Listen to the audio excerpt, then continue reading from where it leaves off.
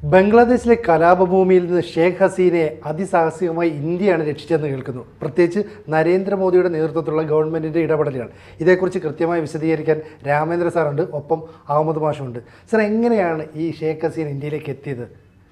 ആ സംഘർഷഭരിതമായ നിമിഷങ്ങളിൽ പട്ടാളം കാര്യങ്ങൾ മുഴുവൻ ഏറ്റെടുത്ത് കഴിഞ്ഞിരുന്നു. പട്ടാളം അത് കഴിഞ്ഞ് 45 മിനിറ്റ് രാജ്യം വിടാൻ ഷേഖ് ഹസീനയ്ക്ക് കൊടുത്തു.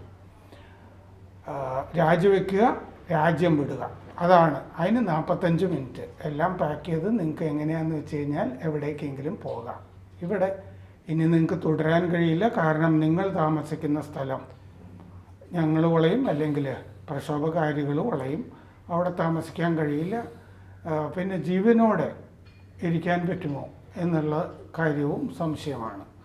അപ്പോൾ ആ അവസ്ഥയിൽ ഷെയ്ഖ് ഹസീന വേറെ വഴിയൊന്നുമില്ലാതെ, നിൽക്കക്കള്ളിയില്ലാതെ ന്യൂഡൽഹിയിലേക്ക് വിളിച്ചു എന്ന് പല വാർത്ത റിപ്പോർട്ടുകളിലും കാണുന്നതിൻ്റെ അർത്ഥം നരേന്ദ്രമോദിയെ വിളിച്ചു എന്നുള്ളതാണ്. അവർക്ക് നല്ല പരിചയമുള്ളൊരു രാഷ്ട്രത്തലവൻ നരേന്ദ്രമോദിയാണ്. 2023 കഴിഞ്ഞ കൊല്ലം മോദിയെ അവർ കണ്ടത് 10 തവണയാണ്. അങ്ങനെ 2 രാജ്യത്തലവന്മാർ നിരന്തരം ബന്ധപ്പെടുക എന്നുള്ളത് വേറൊരു സ്ഥലത്തും ഉണ്ടായിട്ടുണ്ടാവില്ല അവർ തമ്മിൽ. ഈ വർഷം തന്നെ 2 തവണ മറ്റേ സത്യപ്രതിജ്ഞയ്ക്കും അതിനുശേഷം സഹായം ചോദിച്ചിട്ടുള്ള ചർച്ചയ്ക്കും അവരിവിടെ വന്നിരുന്നതാണ്. അങ്ങനെ അവർ മോദിയെ വിളിച്ച് ഇതാണ് അവസ്ഥ, അഭയം വേണം എന്ന് ഇവർ പറയേണ്ട നിമിഷം അത് അനുവദിക്കുകയാണ് ചെയ്തത്. വലിയ ചർച്ചകളൊക്കെ അതിന് ശേഷമേ നടക്കുന്നുള്ളൂ. പട്ടാള മേധാവികളുമായിട്ടോ മന്ത്രിമാരുമായിട്ടോ ഒക്കെയുള്ള ചർച്ചകളൊക്കെ നടക്കുന്നത് പിന്നീടാണ്. കാരണം എന്താണെന്ന് വെച്ചാൽ രാജ്നാഥ് സിംഗ്, അമിത്ഷാ, രാജ്നാഥ് സിംഗ്, ജയശങ്കർ, നിർമ്മല സീതാരാമൻ, മോദി, ഈ ഇൻ്റലിജൻസ് മേധാവികൾ, പട്ടാള മേധാവികൾ എല്ലാവരും കൂടിയിട്ടുള്ളൊരു ചർച്ച പിന്നീടാണ് നടന്നിരിക്കുന്നത്. വന്നോളൂ എന്നുള്ള സമ്മതമാണ് നിമിഷങ്ങൾക്ക് കൊടുത്തു എന്നാണ് റിപ്പോർട്ടുകളിൽ കാണുന്നത്. അങ്ങനെ പട്ടാളം അവിടെ അവർക്ക് മറ്റേ വാഹനം കൊടുത്തു. ഗണഭവനിലാണ് താമസം. അവർ ഇളയ സഹോദരി, ഇളയ അനുജത്തി റഹാനയുടെ കൂടെ ആണ് അവിടെ നിന്ന് ഇറങ്ങുന്നത്. ഇറങ്ങിക്കഴിഞ്ഞ ഉടനെ ഈ പ്രക്ഷോഭകാരികൾ ആ ബംഗ്ലാവ് വളയുകയും ചെയ്തു. പട്ടാള താവളത്തിൽ C-130J ട്രാൻസ്പോർട്ട് വിമാനം ആണ് അവരെ കാത്തു നിന്നിരുന്നത്. ഫ്ലൈറ്റ് എജാക്സ് 1431 എന്നാണ് ഈ ഫ്ലൈറ്റ് റഡാറിൽ അതിൻ്റെ പേര് തെളിയുക. അതാണ് ഈ കോളിംഗ്. അതെ, അന്ന് റഡാറിൽ ഏറ്റവും കൂടുതൽ ആളുകൾ തിരിഞ്ഞത് ഈ എജാക്സ് 143 എന്ന് പറഞ്ഞ ഫ്ലൈറ്റിൻ്റെ നീക്കങ്ങളാണ്. കാരണം ഈ കപ്പൽ നീങ്ങുന്നത്, വിമാനങ്ങൾ നീങ്ങുന്ന ആളുകൾ നിരീക്ഷിക്കുന്നവരുണ്ടല്ലോ, അവർ ഏറ്റവും കൂടുതൽ തിരിഞ്ഞത് ഇതാണ്, ഫ്ലൈറ്റ് എജാക്സ് 1431. ഫ്ലൈറ്റ് എജാക്സ് 1431 എന്ന് പറഞ്ഞു കഴിഞ്ഞാൽ ലോക്ഹീഡ് കമ്പനി ഉണ്ടാക്കിയ വിമാനമാണ്. അങ്ങനെയാണ് അതിന് പേര് വരുന്നത്. അതിൻ്റെ കോൾ സൈൻ ആണ് ഈ എജാക്സ് 1431 എന്നുള്ളത്. അത് ഹെർക്കുലിസ് മിലിറ്ററി ട്രാൻസ്പോർട്ട് വിമാനം ആണ്. പട്ടാള ആവശ്യത്തിന് പല സാധനങ്ങളും കൊണ്ടുപോകുന്നത്, ജവാന്മാരെയൊക്കെ ഓരോ മേഖലയിലുമൊക്കെ കൊണ്ടിറക്കുന്നതൊക്കെ ഇത്തരം വിമാനങ്ങളിലാണ്. ചരക്ക്, മനുഷ്യരെ ഒക്കെ കയറ്റി ഇറക്കാനും തിരിച്ചു കൊണ്ടുവരാനൊക്കെ ഉപയോഗിക്കുന്ന വിമാനം ആണ്. അപ്പോൾ കൊൽക്കത്ത, അഗർത്തല തുടങ്ങിയ സ്ഥലങ്ങളിലേക്ക് ഇവർ പോകും എന്നാണ് കരുതിയിരുന്നത്. 3 മണിക്ക് അവർ ഇന്ത്യൻ അതിർത്തിയിൽ പ്രവേശിച്ചു. ഇന്ത്യൻ റഡാർ അത് കഴിഞ്ഞ് ആ വിമാനത്തിനെ പിന്തുടർന്നു കൊണ്ടിരുന്നു. കൊൽക്കത്തയ്ക്ക് മേൽ ആ വിമാനം എത്തിയിരുന്നു. ബീഹാർ അവിടെ ഇത് എത്തിക്കൊണ്ടിരുന്നു. അത് കഴിഞ്ഞാണ് ഗാസിയാബാദിലെ ഹിൻഡോൺ എന്നാണ് സ്പെല്ലിംഗ് എങ്കിലും ഹിൻഡൺ എന്നാണ് ഉച്ചാരണം. ഹിൻഡൺ വ്യോമതാവളത്തിൽ, എയർഫോഴ്സിൻ്റെ താവളമാണത്. ജനങ്ങൾക്ക് സഞ്ചരിക്കാവുന്ന മറ്റേ താവളമല്ല, എയർഫോഴ്സിനുള്ള. അതെ, കൊച്ചിയിലും നമ്മുടെ പഴയ വിമാനത്താവളം ഉണ്ടല്ലോ ഇപ്പൊ, അത് ഐലൻഡിൽ ഇപ്പൊ നാവികസേനയ്ക്ക് കൊടുത്തിരിക്കുന്നത്. അപ്പോൾ നമ്മുടെ വ്യോമസേന അപ്പോൾ തന്നെ ആക്ഷനിലായി. അവർ ചെയ്യേണ്ട ചില കാര്യങ്ങൾ സൈനിക മേധാവികൾ നിശ്ചയിച്ച് കൊടുത്തിരുന്നു. ഈ ഹിൻഡനിൽ വരുന്നതിന് മുമ്പ് അഗർത്തലയിൽ ഇറങ്ങി എന്ന് പറയുന്നത് അത് ഇപ്പോഴത്തെ റിപ്പോർട്ടുകളിൽ ഇല്ല, ഇറങ്ങിയിട്ടില്ല. ഹിൻഡൻ ഇന്നലത്തെ വാർത്തകളുണ്ടായിരുന്നു. അതെ, അങ്ങനെ ഉണ്ടായിരുന്നു. കൽക്കട്ടയിലായിരിക്കും എന്നൊക്കെ പറഞ്ഞിരുന്നു. പക്ഷെ അഗർത്തലയിൽ ഇറങ്ങുന്നതിനെ പറ്റി ഞങ്ങൾക്കൊരു ധാരണയില്ലെന്ന് അപ്പം തന്നെ അവിടുത്തെ പോലീസ് ചീഫും മറ്റേ PK ചക്രവർത്തി ചീഫ് സെക്രട്ടറിയും. പക്ഷെ ഇന്ന് ഇന്ത്യൻ എക്സ്പ്രസ് പറയുന്നത് അഗർത്തലയിൽ വന്നിട്ട് ഹിൻഡനിലേക്ക് വന്നു. അങ്ങനെ ഇപ്പോഴത്തെ റിപ്പോർട്ടുകളിൽ കാണുന്നില്ല. അപ്പോൾ ഈ കൊൽക്കത്ത ഇന്ത്യൻ റഡാറിൽ വന്നു. അത് കഴിഞ്ഞ് കൊൽക്കത്തയുടെ മുകളിൽ പറന്നിരുന്നു. ബീഹാർ കഴിഞ്ഞിട്ട് ആണ് ഹിൻഡനിലേക്ക് വരുന്നത്. നമ്മുടെ എയർഫോഴ്സിൻ്റെ 2 റഫേൽ യുദ്ധവിമാനങ്ങൾ, പോർ വിമാനങ്ങൾ എന്തെങ്കിലും ഒരു എമർജൻസി ഉണ്ടാകുമോ എന്നുള്ള മുൻകരുതലുകളിൽ ആകാശത്ത് പറന്നുകൊണ്ടിരുന്നു. പശ്ചിമ ബംഗാളിലെ ഹഷിമാർ വ്യോമത്താവളത്തിൽ നിന്ന് 101 സ്ക്വാഡ്രൺ 101 സ്ക്വാഡ്രണിലെ 2 ജെറ്റുകൾ ബീഹാറിനും ജാർഖണ്ഡിനും മേലെ പറന്നുകൊണ്ടിരുന്നു. നിരീക്ഷണ പറക്കൽ. എവിടെന്നെങ്കിലും എന്തെങ്കിലും ആക്രമണം വരുമോ അതിനൊക്കെയുള്ള, ശരിക്കും അങ്ങനെ എന്തെങ്കിലും ഒരു ആയുധം വന്നാലും തകർക്കാൻ കഴിയുന്നതാണ് ഈ പോർ വിമാനങ്ങൾ എന്നർത്ഥം. അത് കഴിഞ്ഞ് ഇത് താഴെ നിന്ന് കൃത്യമായിട്ട് മോണിറ്റർ ചെയ്തുകൊണ്ടിരുന്നു. ഈ വിമാനവുമൊക്കെയായിട്ട് ആശയവിനിമയം ഉണ്ടായിരുന്നു. അതുപോലെ ഹസീനയുടെ വിമാനം ആയിട്ടും ആശയവിനിമയങ്ങൾ നമ്മൾ മോണിറ്റർ ചെയ്യുന്നുണ്ടായിരുന്നു. ഇന്ത്യയുടെ സുരക്ഷാ ഭടന്മാർ അതുപോലെ അത് തന്നെ സെക്യൂരിറ്റി വിഭാഗം ആ വിമാനമായിട്ട് ആശയവിനിമയം നടത്തിക്കൊണ്ടിരുന്നു. ഈ എജാക്സ് 1431 എന്നുള്ള പേര് വെച്ചാണ് മോണിറ്റർ ചെയ്യേണ്ടത്. അതാണ് അതിൻ്റെ കോൾ സൈൻ.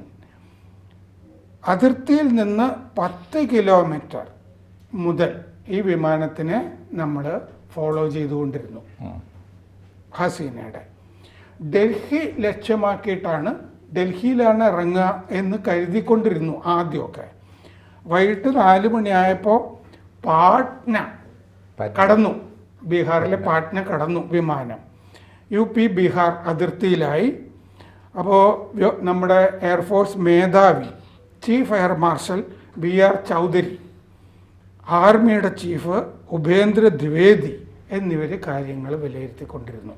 അവർ ഇത് എങ്ങനെയാണ്, ഈ വളരെ അടിയന്തരമായ ഒരു സാഹചര്യമാണ്, യുദ്ധസമാനമായ സാഹചര്യമാണെന്ന് ഇന്ത്യ വിലയിരുത്തിയിരുന്നു എന്നാണ് ഈ വിവരങ്ങളിൽ നിന്ന് മനസ്സിലാകുന്നത്.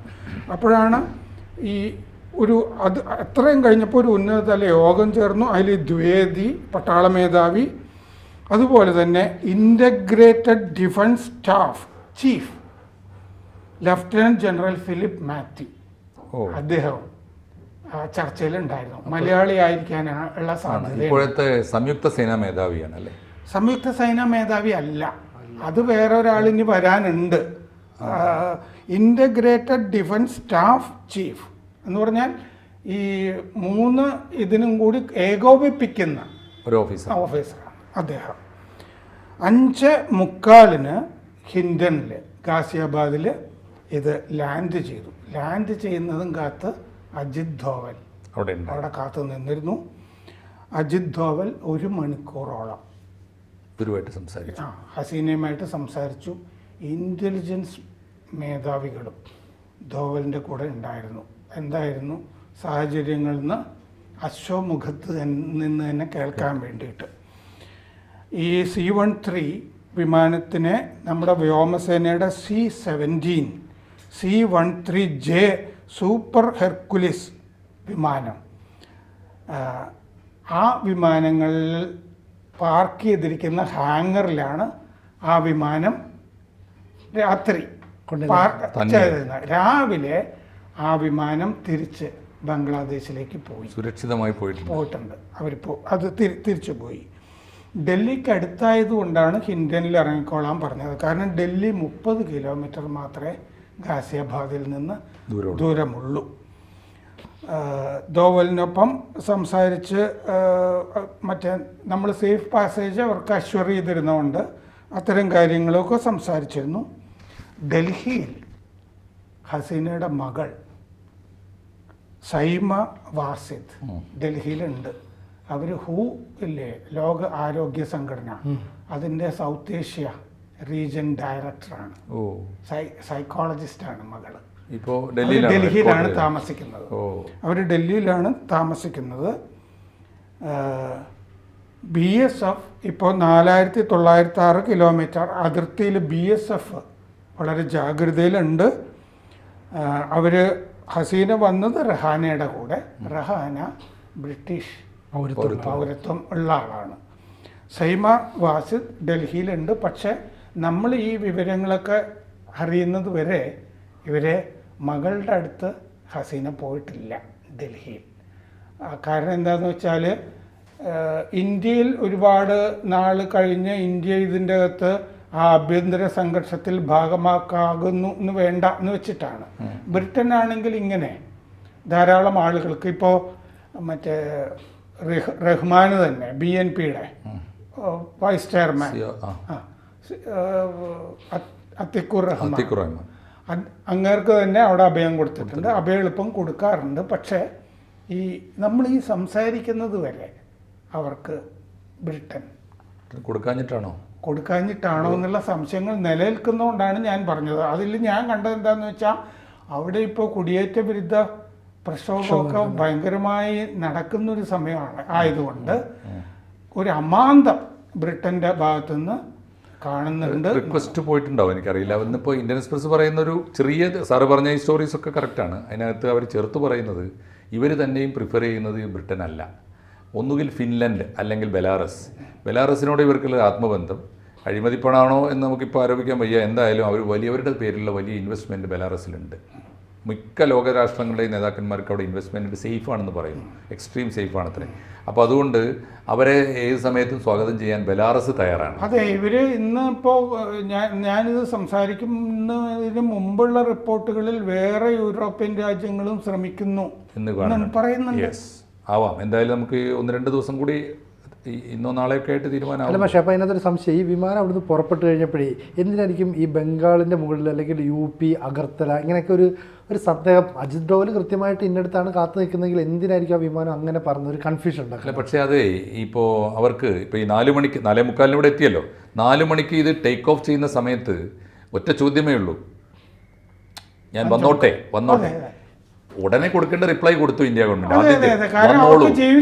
കമോൺ വന്നോളൂ എന്നാണ്. അപ്പൊ പിന്നെ അവിടുന്ന് അതിർത്തി വിടണം. അതിർത്തി വിട്ടിട്ട് എവിടെയെന്നുള്ളതിന് ഒരു പക്ഷേ നമ്മുടെ കൂടിയാലോചന നടത്തിയിട്ട് ഏറ്റവും സേഫായ സ്ഥലത്ത്, ഓഫ് കോഴ്സ് കൊൽക്കത്ത അവർക്ക് സേഫ് അല്ല ഇപ്പോഴത്തെ അവസ്ഥയിൽ. പിന്നെ പാറ്റ്ന വേണോ കൂടി ആലോചിച്ച് കറക്റ്റ് ഒരു തീരുമാനം എടുത്ത നിമിഷങ്ങളായിരിക്കും ഈ കറങ്ങിയിട്ടുണ്ടാവുക. അത്രേ ഉണ്ടാവുള്ളൂ, അതായിരിക്കാനാണ് സാധ്യത. മാത്രമല്ല ക്രമീകരണങ്ങൾ ഒരു എയർപോർട്ടിൽ ചെയ്യണമല്ലോ. തീർച്ചയായിട്ടും ഒരുങ്ങണം. അത് ഡൽഹിയുടെ അടുത്താകുന്നതാണ് എന്തെങ്കിലും കൂടിയാലോചനകൾക്കും നല്ലത്. അതെ, മാത്രമല്ല ഇതിപ്പോ ഒരു സാധാരണ യാത്രക്കാരി അല്ലല്ലോ, ഒരു ബോംബല്ലേ വരുന്നത്. അപ്പൊ അതിനുള്ള ഒരുക്കങ്ങൾ വേണമല്ലോ. ഇതിൽ എനിക്ക് ഏറ്റവും സേഫായി ഒരു കൗതുകം തോന്നിയൊരു കാര്യം, ഇവർക്ക് ഇതല്ല ഇതിനേക്കാളും ആപൽക്കരമായ സിറ്റുവേഷനൊക്കെ തരണം ചെയ്യാനുള്ള പരിശീലനം കിട്ടിയിട്ടുണ്ട്. അവരുടെ കൺമുമ്പിൽ, മീൻസ് അവരുടെ നോട്ടത്തിൽ, അവർ മഹാഭാഗ്യത്തിന് അന്ന് ജർമ്മനിയിലായിരുന്നുകൊണ്ടാണ് അച്ഛനും 40 പേര് വരുന്നത്. ആ കുടുംബത്തിലെ അവരുടെ സ്റ്റാഫിനെ മുഴുവനായിട്ടാണ്. ഇപ്പോൾ ഈ ജയിലിൽ കിടക്കുന്നു എന്ന് പറയുന്ന കാളിദാസിയയുടെ ഈ അന്നത്തെ സിയാവുർ റഹ്മാനും കൂടി ഇതേ BNPയുടെ നേതാക്കന്മാർ അന്ന് കൂട്ടക്കൊല ചെയ്താണ്. പക്ഷെ കാവ്യനീതി എന്ന് പറയുന്നത് 6-7 കൊല്ലം കഴിയുമ്പോൾ, എനിക്ക് തോന്നുന്നു 78-ലാണ് ആ കൂട്ടക്കൊല മുജീബുർ റഹ്മാൻ്റെ. 81-ലോ അല്ലേ 5 കൊല്ലോ 6 കൊല്ലോ കഴിയുന്നതിന് മുമ്പ് അതേ വിധി സിയാവുർ റഹ്മാനെ കാത്തിരുന്നു. അതുകൊണ്ട് ബംഗ്ലാദേശിൽ ഇതൊക്കെ സംഭവിക്കുമെന്ന് എനിക്ക് തോന്നുന്നു അവരേത് സമയത്തും പ്രതീക്ഷിച്ചിട്ടുണ്ടാവണം. എൻ്റെ അച്ഛൻ്റെ ഗതി, കുടുംബത്തിൻ്റെ മൊത്തം ഗതി, മഹാഭാഗ്യത്തിനാണ് ഈ 2 പേര്. മകൻ പറഞ്ഞിട്ടുണ്ട്, അവർ പ്രതീക്ഷിച്ചിരിക്കുകയായിരുന്നു. ഞായറാഴ്ച തന്നെ രാജിക്ക് തീരുമാനമെടുത്തിരുന്നു. ഇനി അമ്മ രാഷ്ട്രീയത്തിലേക്കില്ല എന്ന് മകൻ BBC-യോട് പറഞ്ഞിട്ടുണ്ട്. സാർ, ഈ ബംഗ്ലാദേശ് എല്ലായ്പ്പോഴും ഇന്ത്യയുടെ ഒരു സൗഹൃദമുള്ള രാജ്യവും നമ്മൾ കരുതി പോകുന്നത്. ഇപ്പോൾ ഷേഖ് ഹസീന അവിടുന്ന് പോയതോടുകൂടി ഇനി ഇന്ത്യയും ബംഗാളും തമ്മിലുള്ള ബന്ധം ഉലയുമോ? അതൊരു വേറൊരു വിഷയമാണ്, ചർച്ച ചെയ്യേണ്ട വിഷയമാണ്. വലിയ ഉലച്ചിൽ ഉണ്ടാവാൻ വഴിയില്ല. എന്താന്ന് വെച്ച് കഴിഞ്ഞാൽ ചൈനയ്ക്കും ഇന്ത്യക്കും എതിരെ ഇടയിൽ ബാലൻസ് ചെയ്ത് കൊണ്ടുപോകാവുന്ന രാഷ്ട്രീയ ബംഗ്ലാദേശിന് പറ്റുള്ളൂ. ഇന്ത്യ അവഗണിച്ചുകൊണ്ട് ഇനി വരുന്ന അവഗണിച്ചുകൊണ്ട് എന്നതിലേറെ കുറെ കൂടി കൃത്യമായ പ്രയോഗം ഇന്ത്യയെ പേടിച്ചുകൊണ്ടല്ലാതെ ഒരു നിലപാട് ബംഗ്ലാദേശ് ഗവൺമെൻറ് എടുക്കാൻ അത്ര ദുർബലമാണ് അവരുടെ സ്ഥിതി. ആകെയുള്ളത് എന്താണ് സാർ? ആകെയുള്ളത് ഈ നമ്മൾ പറയുമല്ലോ മേൽപ്പുരയും അടിത്തട്ടും ഇല്ലാത്തൊരു സാധനമാണല്ലോ. അതുകൊണ്ടാണല്ലോ ഈ ഭീകരപ്രവർത്തനങ്ങളും. മാത്രമല്ല അവർക്ക് ഈ പാകിസ്ഥാനുമായിട്ട് അതിർത്തി ഇല്ലല്ലോ. ഇല്ല. കാരണം പാകിസ്ഥാനിൽ നിന്നൊക്കെ എത്രയോ 10,000 കിലോമീറ്റർ ദൂരെ ആയിരുന്നുകൊണ്ടാണ് ഈ വിമോചനമൊക്കെ സാധ്യമായിരുന്നത്. അന്ന് അവിടെ ഒന്ന് പട്ടാള മേധാവികൾക്ക് വിമാനത്തിലേക്ക് വരാൻ പറ്റുള്ളൂ. പക്ഷെ നയപരമായിട്ട് ഇന്ത്യ എനിക്ക് തോന്നുന്നു കുറച്ചുകൂടി ജാഗ്രത സൂക്ഷിക്കുന്നുണ്ടാവും ഇനി അങ്ങോട്ട്. കാരണം എന്താ വെച്ചാൽ 2 കാരണം കൊണ്ടാവും. ഒന്ന് സാറ് പറഞ്ഞ് വളരെ കൃത്യമായിട്ട് ഇന്ത്യയെ എന്നും ഒരു മൂത്ത സഹോദരനായിട്ട് കണ്ട ഒരു പാരമ്പര്യം ഷെയ്ഖ് മുജീബ് റഹ്മാൻ്റെ കാലം തൊട്ട് കാലിദാസ് ഇവരുടെ ഷെയ്ഖ് ഹസീനയുടെ കാലം വരെയുണ്ട്. ഇതിനിടയിൽ മറ്റൊരു ഭരിച്ച കാലത്ത് മറിച്ചായിരുന്നു അന്തരീക്ഷം. എന്താണെന്ന് വെച്ചാൽ അതിൻ്റെ 2 കാരണം കൊണ്ടാണ്. ഒന്ന്, ഒരു തരം ഉഗ്രദേശീയതയുടെ ആളുകളാണ് അവർ. ഈ ബംഗ്ലാദേശ് നാഷണലിസ്റ്റ് പാർട്ടി എന്ന് പറയുന്നത് ഉഗ്രദേശീയത, തീവ്രദേശീയതയാണ്. ബംഗ്ലാദേശ് ഭൂമിയിലെ സ്വർഗമാണ്, പുണ്യഭൂമിയാണ്, ബംഗ്ലാദേശിൽ പിറന്നവരൊക്കെ പുണ്യവാന്മാരാണ്. അങ്ങനെ ഒരു ലൈൻ ഉണ്ട് അവർക്ക്. അത് പ്രധാനപ്പെട്ട ഒരു കാര്യമാണ്. ദൈവത്തിൻ്റെ സ്വന്തം നാട് അതാണ്, അവരുടെ സ്വന്തം നാട്. രണ്ടാമത്തെ ഒരു കാര്യം, അവരുടെ ഘടകകക്ഷി എല്ലാ കാലത്തും ബംഗ്ലാദേശ് ജമാഅത്തെ ഇസ്ലാമിയാണ്. ബംഗ്ലാദേശ് ജമാഅത്തെ ഇസ്ലാമി ഈ കേരളത്തിൽ കാണുന്ന സോഫ്റ്റായ ഒരു സാധനമൊന്നുമല്ല. തീവ്ര പ്രസ്ഥാനമാണ്. മാത്രമല്ല തീവ്രവാദ സ്വഭാവമുള്ള രാഷ്ട്രീയ പാർട്ടിയുമാണ്. അതുകൊണ്ട് ആ 2 പേരും ചേർന്ന ഒരു സഖ്യകക്ഷിയാണ്. ഇപ്പോൾ വന്നിരിക്കുന്ന ഒരു അപകടം എവിടെ എത്തുമെന്ന് എനിക്കറിയില്ല. ആരാണ് ബംഗ്ലാദേശ് ഭരിക്കാൻ പോകുന്നത് എന്നൊക്കെ നമ്മൾ ചർച്ച ചെയ്യാൻ പോകുന്നതേ ഉള്ളൂ. പക്ഷേ അതിനിടയിൽ വന്നിരിക്കുന്ന പട്ടാള മേധാവി നടത്തിയിരിക്കുന്ന പ്രസ്താവനയിൽ ഈ പ്രതിപക്ഷ കക്ഷി, എല്ലാ പ്രതിപക്ഷ കക്ഷികൾക്കും പ്രാതിനിധ്യമുള്ള ഒരു കൂട്ടുകക്ഷി സർക്കാർ വരുന്ന അവാമി ലീഗ് ഉണ്ടാവില്ല. അപ്പോൾ അവാമി ലീഗിനെ ഇപ്പോൾ ആ ഗവൺമെൻറ് ഇപ്പോൾ കാലിദാസിയെ തുറന്നു വിട്ടു. അവർ അധികാരമേൽക്കാൻ പോവുകയാണെങ്കിൽ ആ സമയത്ത് കൂട്ടക്കൊല നിർത്തണ്ടേ? അതിന് പകരം അവാമി ലീഗിനെ വേട്ടയാടിക്കൊണ്ടിരിക്കുകയാണ്. അവാമി ലീഗുകാർ തിരിച്ച് സകലമാന അധികാര കേന്ദ്രങ്ങളും തകർത്തുകൊണ്ടിരിക്കുകയാണ്. ഇപ്പോൾ പട്ടാള കേന്ദ്രങ്ങൾക്ക് നേരെയാണ് ഇപ്പോൾ ഇന്ന് ആക്രമണങ്ങൾ നടക്കുന്നത്. തിരിച്ച് ഇന്നലെ വരെ നടന്നുകൊണ്ടിരുന്നത് മന്ത്രിമാരുടെ ഭവനങ്ങൾ, വസതികൾ, ഗവർണർ, അവരാരും ഇല്ലല്ലോ ഇപ്പോൾ. ആരുമില്ല. അപ്പോൾ ആ കൂട്ടക്കൊലയെ ഇവർക്ക് എങ്ങനെ നിയന്ത്രിക്കാൻ പറ്റും എന്നുള്ളൊരു പ്രശ്നമുണ്ട്. ഈ കാലിദാസിയ അധികാരത്തിൽ വരുമോ, അത് വന്നാൽ അവാമി ലീഗ് ഇതിനേക്കാളും വയലൻ്റായി അഗ്രസീവായിട്ട് പെരുമാറുമോ എന്നൊരു പ്രശ്നമുണ്ട്. പിന്നെ ജനങ്ങളുടെ ഒരു തൽക്കാലത്തേക്കുള്ള ഒരു പ്രധാനപ്പെട്ട പ്രശ്നം, ഒരു അരക്ഷിതാവസ്ഥ ഉണ്ടിപ്പോൾ.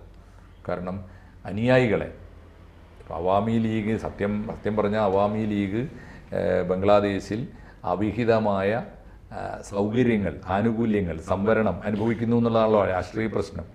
ആ പ്രശ്നത്തിൻ്റെ പേരിൽ ഗുരുതരമായി വന്ന ഒരു രാഷ്ട്രീയ കാലാവസ്ഥ, ക്രമസമാധാന നില, ആ നിലയിൽ നിന്നാണ് അവരുടെ ഏറ്റവും വലിയ നേതാവ് പ്രാണനും കൊണ്ട് ഓടിപ്പോകുന്നത്. അപ്പോൾ ഈ അണികളെ മുഴുവനും ഈ വറുതിയിലേക്ക് എറിഞ്ഞു കൊടുത്തിട്ട് പോകും. അപ്പോൾ യൂറോപ്പിൽ അഭയം കിട്ടുന്നത് വരെ അവർ ഇന്ത്യയിൽ തുടരും തീർച്ചയായിട്ടും. കൂടുതൽ വാർത്തകളും വിശേഷങ്ങളും നിങ്ങളിലേക്ക് എത്താൻ ABC മലയാളം സബ്സ്ക്രൈബ് ചെയ്യുക, ബെൽ ബട്ടണും അമർത്തുക.